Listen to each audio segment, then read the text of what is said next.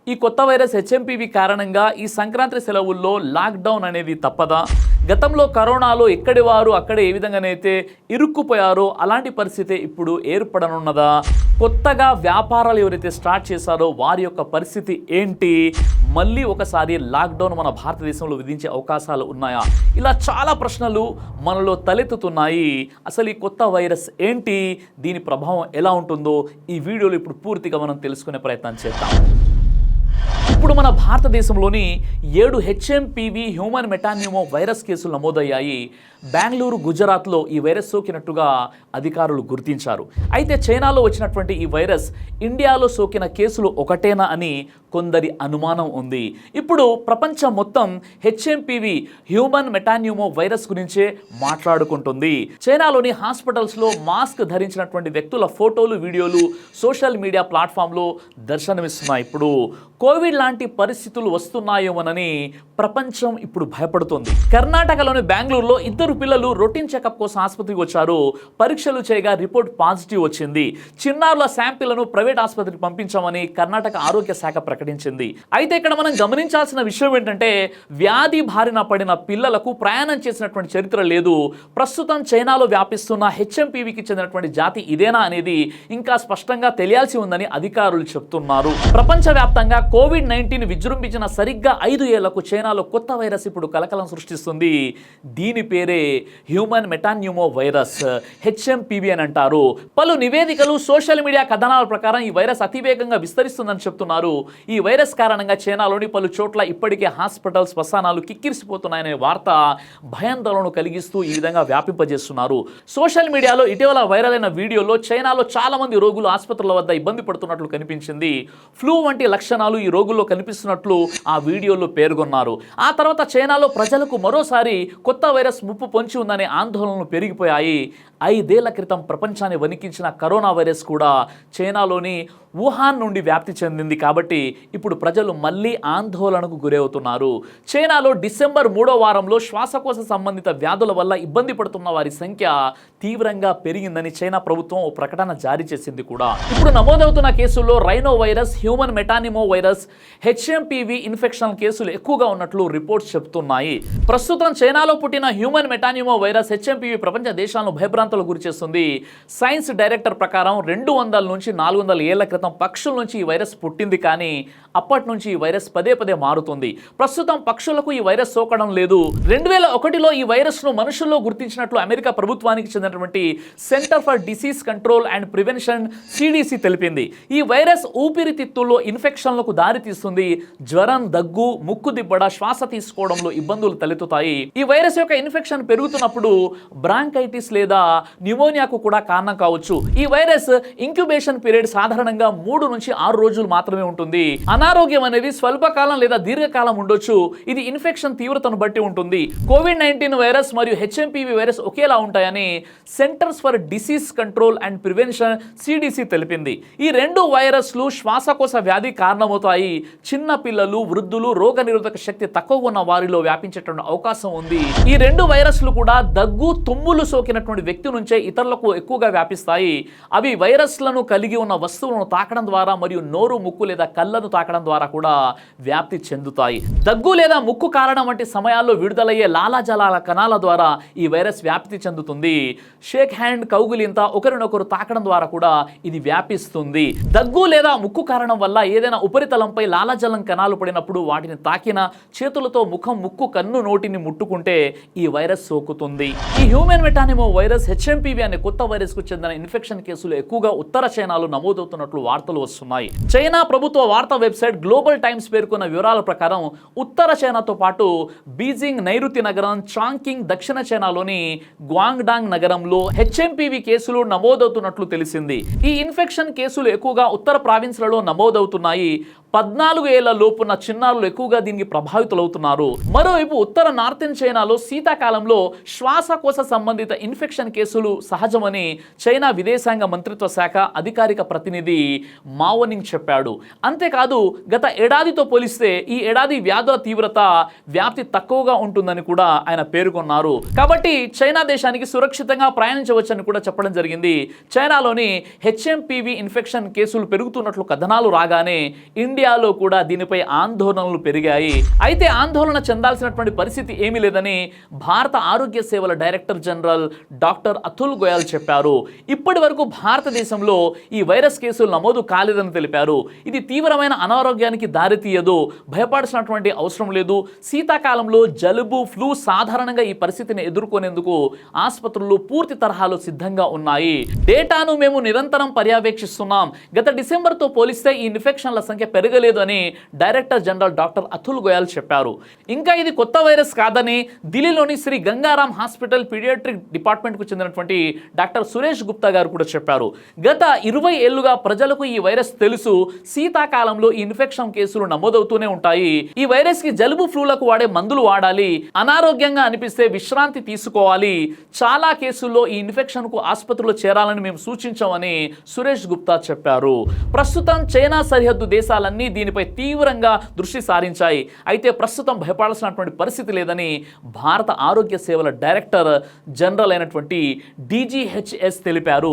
ఇదే సమయంలో భారత కుటుంబ సంక్షేమ మంత్రిత్వ శాఖ శనివారం DGHS అధ్యక్షతన జాయింట్ మానిటరింగ్ గ్రూప్ సమావేశాన్ని ఏర్పాటు చేసింది. ఈ సమావేశంలో విస్తృత స్థాయిలో చర్చలు జరిపిన తర్వాత చైనాలో ఈ పరిస్థితి సాధారణమైనదేనని, ఫ్లూ సీజన్లో HMPV ఒక సాధారణ వ్యాధి కారణమేనని, పరిస్థితిని భారత ప్రభుత్వం గమనిస్తుందని తెలిపింది. ప్రపంచ ఆరోగ్య సంస్థ కూడా సమయానికి అనుగుణంగా సమాచారాన్ని చేరవేయాలని చైనాను కోరింది. అయితే ఈ వైరస్ ముఖ్యంగా చిన్న పిల్లలు, వృద్ధులు, ఇమ్యూనిటీ తక్కువగా ఉన్న వారిలో ఈ వైరస్ ప్రభావం కనిపిస్తుంది. చలికాలంలో ఈ వైరస్ వ్యాప్తి ఎక్కువగా ఉంటుంది. అయితే ఈ వైరస్ కూడా కోవిడ్-19 లాగే గాలి ద్వారా వ్యాపిస్తుంది. వైరస్ సోకిన వారి లాలాజలం ద్వారా కూడా ఈ వైరస్ వ్యాప్తి జరుగుతుంది. కాబట్టి కోవిడ్-19కి జాగ్రత్తలు తీసుకున్నట్లే HMPV కూడా జాగ్రత్తలు పాటించాలి. మాస్కులు ఉపయోగించాలి. రోగులు ఉపయోగించేటటువంటి వస్తువులు తాకడం లాంటివి చేయకూడదు. ఎప్పటికప్పుడు చేతులు శుభ్రం చేసుకుంటూ ఉండాలి. సామాజిక దూరం పాటించాలి. ఇలాంటి జాగ్రత్తలు తీసుకోవడం ద్వారా ఈ వైరస్ వ్యాప్తిని కట్టడి చేయవచ్చు. అయితే ఈ వైరస్ కు ఇప్పటి వరకు ఎలాంటి వ్యాక్సిన్ లేదు, చికిత్స కూడా లేదు. కేవలం వైరల్ ఇన్ఫెక్షన్ కి సంబంధించినటువంటి మందులే, ఇమ్యూనిటీ పెంచే మందుల ద్వారా మాత్రమే HMPV వైరస్ ని కంట్రోల్ చేస్తూ వస్తున్నారు. ఈ వైరస్లో ఉన్నటువంటి లక్షణాలు కోవిడ్-19 లానే ఉన్నప్పటికీ కోవిడ్-19 అంత ప్రమాదకరమైనటువంటి వైరస్ ఇది కాదు అని వైద్యులు చెప్తున్నారు. కానీ ఇలాంటి విషయాల్లో అప్రమత్తత అనేది చాలా ముఖ్యం మన కోసం. అందుకే 2025 జనవరి 4న HMPV వైరస్ వ్యాప్తి గురించి తెలంగాణ ప్రభుత్వం, Telangana public health and family welfare director Ravinder Naik కొన్ని మార్గదర్శకాలు జారీ చేశారు. తుమ్మినప్పుడు, దగ్గినప్పుడు నోటిని కర్చీఫ్తో కానీ టిష్యూ పేపర్తో కానీ కవర్ చేసుకోవాలి. సబ్బు లేదా శానిటైజర్తో చేతులు శుభ్రం చేసుకుంటూ ఉండాలి. జనాభా ఎక్కువగా ఉన్న ప్రదేశాల్లో వెళ్ళకూడదు. లక్షణాలు ఉన్న వ్యక్తులకు దూరంగా ఉండాలి. జ్వరం, దగ్గు లాంటి లక్షణాలు ఉంటే జనాభా ఉన్న ప్రదేశాల్లోకి వెళ్ళకూడదు. ఎక్కువగా నీళ్లు తాగాలి. పోషక ఆహారాలు తీసుకోవాలి. బాగా నిద్రపోవాలి. ఆరోగ్యం బాగా లేకపోతే ఇంట్లో ఉండాలి. ఇలాంటి మార్గదర్శకత్వాలు పాటిస్తూనే వైరస్ని కట్టడి చేసేందుకు అవకాశాలు ఉన్నాయి. చేయకూడని పనులు కొన్ని ఉన్నాయి. అవి ఏమిటంటే షేక్ హ్యాండ్ ఇవ్వకూడదు. కర్చీఫ్, టిష్యూ పేపర్ లాంటివి రీయూస్ చేయకూడదు. అనారోగ్యంతో ఉన్న వారికి కొంచెం సన్నిహితంగా ఉండకూడదు. కళ్ళు, ముక్కు, నోరు, నీటిని తరచుగా ముట్టుకోకూడదు. బహిరంగ ప్రదేశాల్లో ఉమ్మి వేయకూడదు. డాక్టర్లను సంప్రదించకుండా ఎలాంటి మందులు కూడా వాడరాదు. ఈ విధంగా తెలంగాణ ప్రభుత్వం జారీ చేసినటువంటి మార్గదర్శకత్వాల ద్వారా వైరస్ వ్యాప్తిని అరికట్టవచ్చు. కాబట్టి ఈ వైరస్ కి భయపడాల్సినటువంటి పని లేదు. ఈ వైరస్ ద్వారా ప్రమాదం లేదని కేంద్ర ప్రభుత్వం చెబుతున్నా కానీ వ్యక్తిగత కుటుంబ భద్రత కోసం మార్గదర్శకత్వాలు పాటిస్తూ మనందరం కూడా చాలా జాగ్రత్తగా ఉండాలి. ఇప్పటి వరకు నేను ఈ HMPV వైరస్కు సంబంధించినటువంటి సమగ్రమైనటువంటి ఇన్ఫర్మేషన్ మీ వరకు చేరవేసేటువంటి ప్రయత్నం చేశాను. ఇప్పుడు నేను చెప్పేటటువంటి ఒక విషయాన్ని జాగ్రత్తగా మీరు వినండి. అదేంటంటే జో డరా వో మరా. కరోనా సమయంలో ఎంతమంది అయితే చనిపోయారో వైరస్ కంటే ఎక్కువగా భయంతో చనిపోయారు. కాబట్టి దయచేసి భయపడకండి, ఇతరులను భయపెట్టకండి. మనిషికి సంభవించే మరణం గురించి మీరు ఒక విషయం తెలుసుకోవాలి. చావు వేరు, వ్యాధి వేరు. మనిషికి వ్యాధి సోకినప్పుడు దాని ట్రీట్మెంట్ తీసుకోవాలి. కానీ అతనికి చావు రాసి ఉన్నప్పుడు ఖచ్చితంగా అతడు చనిపోతాడు. అతని విధిరాత ప్రకారం అతని ఆయుష్ సమాప్తం అయిపోతుంది. కాబట్టి ఆ వ్యక్తి చనిపోవడానికి వ్యాధి ఒక కారణమైందే కానీ ఆ వ్యాధి ద్వారా అతడు చనిపోలేదు. తన విధి రాత ద్వారా మాత్రమే అతడు చనిపోయాడన్న విషయాన్ని మనం మర్చిపోకూడదు. చావు బ్రతుకులను సృష్టించింది దేవుడు కాబట్టి ఆ దైవానికి మనం ప్రార్థన చేసుకోవాలి. ఇలాంటి వైరస్ల నుండి, ఇలాంటి విపత్కరమైనటువంటి పరిస్థితుల నుండి మనల్ని కాపాడేది, మనల్ని పుట్టించినటువంటి దేవుడు కాబట్టి ధైర్యవంతుడు ఒకేసారి చనిపోతాడు, పిరికివాడు రోజు చనిపోతూనే ఉంటాడు. ఈ విషయం మీకు తెలియాలంటే అమెరికాలోని ఒక ఖైదీ విషయంలో ఒక ఎక్స్పెరిమెంట్ జరిగింది. అదేంటంటే జైలు శిక్షను అనుభవిస్తున్నటువంటి ఒక ఖైదీ, అతనికి మరణశిక్ష ఖరారైపోయింది. అతన్ని ఎలా చంపాలి అన్న విషయంలో శాస్త్రవేత్తలు ఒక ఎక్స్పెరిమెంట్ చేయాలనుకున్నారు. ఆ వ్యక్తిని తీసుకొచ్చి ఒక పెద్ద కింగ్ కోబ్రాని అతనికి చూపించి, ఈ కింగ్ కోబ్రాతో నీకు మరణశిక్ష విధిస్తున్నామని చెప్పారు. ఆ తర్వాత అతని కళ్ళకు గంతలు కట్టేసి అతని చేతికి గుండు పిన్నులతో గుచ్చడం జరిగింది. ఆ తర్వాత వెంటనే అతడు చనిపోయాడు. ఆ తర్వాత అతని పోస్ట్ మార్టంలో తెలిసినటువంటి విషయం ఏంటంటే, అతను ఇప్పుడు నన్ను కింగ్ కోబ్రా కాటు వేస్తుంది, దాని కారణంగా నేను చనిపోతున్నాను అనేటటువంటి మానసిక ఒత్తిడి ద్వారానే అతడు చనిపోయాడని తెలిసింది. కాబట్టి మనం ఎప్పుడు కూడా మన మెదడుకు నెగిటివ్ సంకేతాలు ఇవ్వకూడదు. ఇప్పుడు ఏదైతే వైరస్ వచ్చిందో, ఈ వైరస్ సోకినటువంటి వ్యక్తి డాక్టర్ని సంప్రదించి ట్రీట్మెంట్ తీసుకోవాలి. కానీ మరో వైరస్ సోకినటువంటి వ్యక్తి చనిపోయాడు కాబట్టి నేను కూడా చనిపోతాను అనేటటువంటి భయం ఉన్నట్లయితే ఆ వ్యక్తి చనిపోయేది వైరస్ వల్ల కాదు, అతని భయం వల్ల. కాబట్టి మీరు భయపడకండి, ఇతరులను భయపెట్టకండి. మరో విషయం ఏంటంటే, ఇక లాక్డౌన్ జరుగుతుందంటే ఈ విషయంలో ఎలాంటి క్లారిటీ లేదు. కానీ లాక్డౌన్ జరిగేటటువంటి అవకాశాలు కూడా ఇప్పుడు లేవు. ఎందుకంటే ఇప్పుడు మన ప్రభుత్వం ఇలాంటి వైరస్ని కట్టడి చేయడానికి గతములో ఏదైతే పొరపాట్లు జరిగాయో వాటన్నిటిని కూడా ఇప్పుడు పరిగణలో పెట్టేసి ఈ వైరస్ని ఎలా అయినా కట్టడి చేసేటటువంటి ప్రయత్నాలే జరుగుతున్నాయి. కాబట్టి అనవసరంగా భయపడి ఊర్లోకి వెళ్ళిపోయి ఆ తర్వాత బిజినెస్ ఏమవుతుందో, నా జీవితం ఏమవుతుందో, నేను ఎలా బ్రతకాలి అన్నటువంటి ఆలోచనలు ఉన్నట్లయితే మన ఈ నెగిటివ్ థాట్స్ కారణంగా మనము ఈ భయం కారణంగా వ్యాధికి గురయ్యేటటువంటి అవకాశాలు ఉంటాయి. కాబట్టి నేను సృష్టికర్తనటువంటి దైవంతో ప్రార్థన చేస్తున్నాను. ఆ దైవం మనందరికీ కూడా మంచి ఆరోగ్యాన్ని ప్రసాదించుగాక.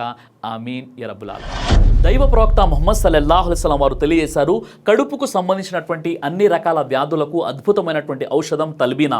ఇది దైవ ప్రవక్త వారి సున్నత్, మంచి ఆహారం, ఇమ్యూనిటీ బూస్టర్, ఇందులో షిఫా ఉంది. ఇది మంచి ఔషధంగా కూడా పనిచేస్తుంది. కాబట్టి పిల్లలు అయినా పెద్దలు అయినా ఎవరైనా దీనిని ఉపయోగించవచ్చు. అలాగే ఖురాన్లో దైవం తెలియజేశాడు, తేనెలో మీకు స్వస్థత ఉంది అని. కాబట్టి స్వచ్ఛమైనటువంటి ఫారెస్ట్ హనీ కోసం మీరు సంప్రదించండి. అలాగే పురుషుల కోసం ప్రత్యేకంగా తయారు చేయబడినటువంటి షాహీ హల్వా, ఇది లైంగిక సమస్యలను దూరం చేసి శృంగార సామర్థ్యాన్ని పెంచుతుంది, మీ దాంపత్య జీవితంలో మంచి అనుభూతినిస్తుంది. ఇందులో ఎలాంటి సైడ్ ఎఫెక్ట్స్ లేవు. ఇది కంప్లీట్గా హెర్బల్ ప్రొడక్ట్స్తో తయారు చేయబడినటువంటిది. కాబట్టి స్క్రీన్పై కనిపిస్తున్నటువంటి ఈ నెంబర్స్కి కాల్ చేసి మీరు ఇప్పుడే ఈ ప్రొడక్ట్స్ని ఆర్డర్ చేసుకోవచ్చు. కొరియర్ ఫెసిలిటీ కూడా ఉంది. ఆలస్యం ఎందుకు, వెంటనే ఆర్డర్ చేయండి.